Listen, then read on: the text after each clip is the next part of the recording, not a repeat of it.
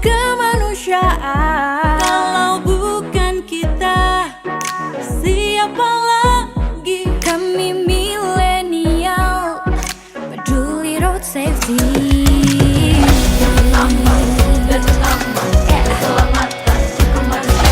Gerakan moral tahun keselamatan untuk kemanusiaan, integritas dan komitmen bangun peradaban dari kesadaran tanggung jawab dan disiplin berlalu lintas.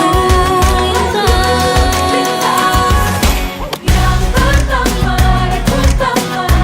untuk keselamatan untuk kemanusiaan. Saya mengalami cedera pada bagian kepala dikarenakan saat itu anak saya tidak menggunakan helm.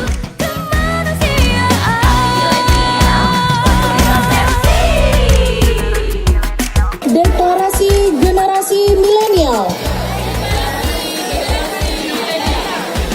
mendukung Road Safety Zero Accident. Stop pelanggaran. Stop kecelakaan.